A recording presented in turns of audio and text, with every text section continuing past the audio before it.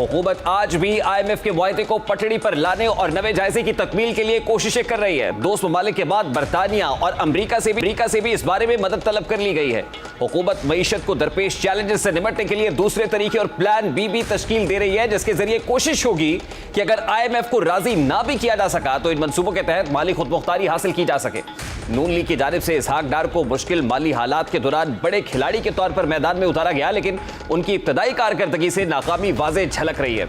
इसहाक डार जब से खुद साख्ता जिला वतनी खत्म करके वतन वापस लौटे तो वो बार बार IMF कर्ज को प्लान ए और इसके साथ प्लान बी का तस्करा मुसलसल करते आ रहे हैं। प्लान बी के बारे में वो हमेशा कुछ वाज़ेह तफसीलात तो नहीं बताते थे, लेकिन उनके लहजे में और उनके एतमाद से ये तासुर मिलता था कि शायद पसे पर्दा डार और उनकी टीम किसी ऐसी कोशिश में मसरूफ है जो अगर पाए तकमील तक पहुंच गई तो हालात का धारा अक्सर तब्दील हो जाएगा।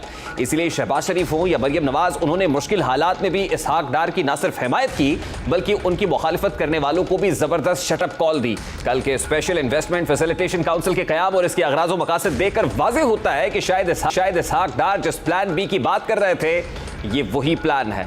माशी बहाली की जाबे हिकमत अमली पर मुश्तमिल ये प्लान बहुत वाज़ेह और फायदेमंद इसलिए महसूस होता है कि इसके जरिए सरमायाकारों को वन विंडो ऑपरेशन की सहूलत मैसर होगी। बैरून मुल्क सरमायाकारी ना होने की बड़ी वजूहात में से एक वजह यह भी थी कि सरमायाकारों को सरमायाकारी के लिए कभी एक इदारे से दूसरे इदारे के चक्कर काटने पड़ते थे और अपना पैसा लगाने के लिए भी उन्हें मुश्किल मराहिल से गुजरना पड़ता था, जिससे उनकी बददिली में इजाफा होता था।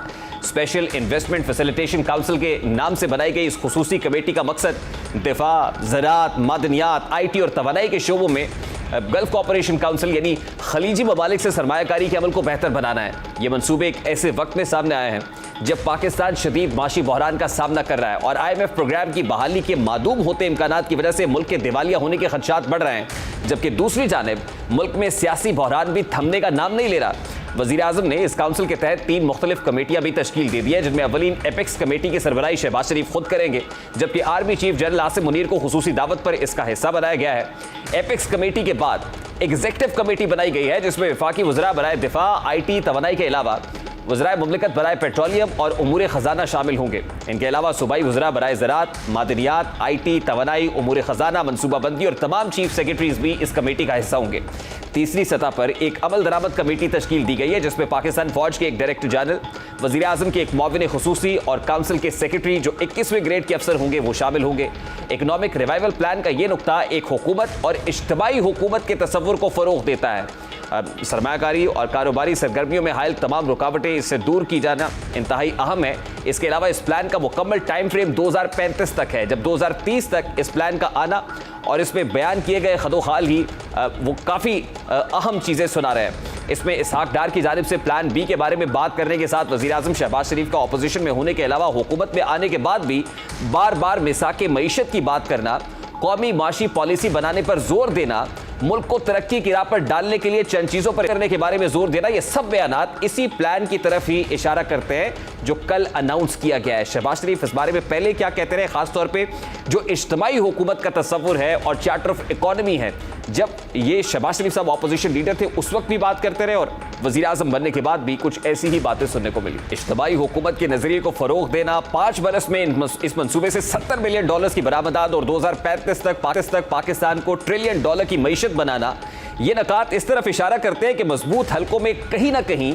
एक मुसलसल और इज्तिमाई हुकूमत कायम करने की ख्वाहिश मौजूद है। ऐसी हुकूमत जो तमाम तर स्टेक होल्डर्स पर मुश्तमिल हो, जिसको मुनासिब वक्त और काम करने की आज़ादी हासिल हो ताकि वो इस मंसूबे के तहत मुल्क की मईशत को पटड़ी पर डाल सके और यकसू होकर काम कर सके। इस मंसूबे में 7 बरस और 12 बरस की पॉलिसीज़ और टारगेट्स को शामिल किया गया है, जिसके लिए सियासी इस्तेहकाम इंतहाई ज़रूरी है। तो यह सवाल यह है कि पॉलिसी मेकर्स जिन्होंने इस पॉलिसी को तरतीब दिया है, क्या उन्होंने सियासी अदम इस्तेहकाम का जिन भी बोतल में बंद करने का बंदोबस्त कर लिया है? क्या इस पॉलिसी और इस पर बयान करदा कुछ मखसूस नकात यही जाहिर कर रहे हैं कि अब जो भी हुकूमत कायम होगी अब की बार वो इज्तिमाई और देरपा होगी और उसे काम करने की आज़ादी भी हासिल होगी। तमाम इदारे बशमूल पाक फौज, अदलिया और दीगर उनके शाना बशाना खड़े होंगे। गुज़श्ता रोज़ जब इस प्लान को अनाउंस किया गया, माहिरीन कुछ सवालात भी उठा रहे हैं और पूछते दिखाई देते हैं कि क्या ये मंसूबा सियासी नारे से बढ़कर है? क्या ये काउंसिल सियासतदानों, जजेस, अवाम और रियासत के माबैन अमन की वो सूरत हाल कायम कर पाएगी जिसकी वजह से वो इस्तेहकाम पैदा हो सके, जिसके लिए गैर मुल्की सरमायाकार ख्वाहिशमंद है? और इस मंसूबे को कामयाबी से इम्कनार करने के लिए दोस्त ममालिक ने कुछ कमिटमेंट्स भी की हैं, या ये हवा में तीर चलाने के मुतरादिफ है?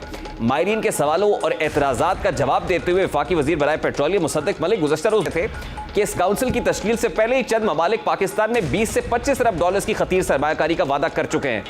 ये प्लान सुनने में तो भला मालूम होता है, अच्छा लग रहा है, लेकिन कितना काबिल अमल है और हुकूमत कितनी यकसुई के साथ इस पर अमल दरामद करने के लिए जो है वो बेहतर दिखाई दे रही है, क्योंकि ऑब्वियसली इंटरिम सेटअप भी आना है, हुकूमत का खात्मा भी अगस्त में असम्बलीज को डिसॉल्व भी होना है, तो ये कैसे हो पाएगा? बात करेंगे। इस वक्त पाकिस्तान मुस्लिम लीग नून के सीनियर रहनुमा निहाल हाशमी साहब ने भी ज्वाइन किया है। अस्सलाम वालेकुम निहाल साहब, बहुत बहुत शुक्रिया आपके वक्त के लिए। सबसे पहले तो फरमाइएगा कि स्पेशल इन्वेस्टमेंट जो काउंसिल का क़याम है, यही प्लान भी है जिसका हुकूमत बार बार जिक्र कर रही थी? हुकूमती वज़रा और हुकूमती ज़ोमा बार बार कहते थे कि IMF आता है, आए, नहीं आता ना आए, हमारे पास प्लान भी मौजूद है।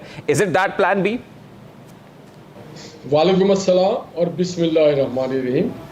हमारे पास प्लान बी भी है, प्लान सी भी है और B1 भी है, C1 भी है। हमारे पास वो प्लान है कि हमने हर हाल में पाकिस्तान के मईशत को, पाकिस्तान की इकॉनमी को एक रास्ते पे लगाना है, पाकिस्तान के मईशत को खड़ा करना है, इस्तेहकाम देना है, इस मुल्क को डिफ़ॉल्ट नहीं होने देना है।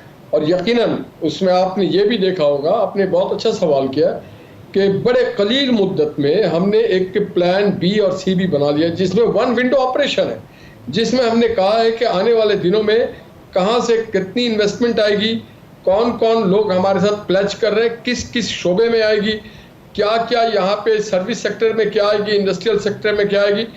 ये लोन से हट करके है, ये पाकिस्तान में डायरेक्ट इन्वेस्टमेंट है, पाकिस्तान में रोजगार के मौके मिलेंगे, पाकिस्तान में सरमाया आएगा। ये बहुत बड़ा सवाल है ना निहाल साहब कि ये सरमायाकारी आएगी कैसे, किन श्योरिटीज पर, किन गारंटीज पर आएगी? मैं इस तरफ आता हूं, लेकिन उससे पहले इंपॉर्टेंट चीज ये है कि पैरेलल वजीर आजम साहब IMF की MD से भी बात कर रहे हैं, बरतानिया से भी बात कर रहे हैं, यानी अभी भी IMF की तरफ निगाहें हैं कि IMF हमें रेस्क्यू करने के लिए आ जाए, अगर नहीं आता तो फिर इस प्लान बी की तरफ जाना होगा।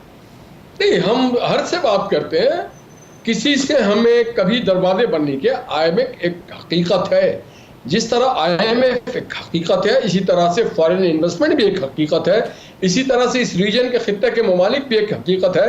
तो हम किसी भी हकीकत से मुंह नहीं मोड़ेंगे। और इवन हम जो पाकिस्तानी अपने सरमायादार हैं, हम उनको भी मदऊ कर रहे हैं, उनको भी हम फैसिलिटेट कर रहे हैं, ओवरसीज पाकिस्तानी को भी कर रहे हैं। देखिए, हमें पाकिस्तान की इकॉनमी को अपने उस डगर पे लाना है जो 2017 में मोहम्मद नवाज शरीफ साहब छोड़ गए थे, जहां पे पाकिस्तान की GDP 5.8 पे थी।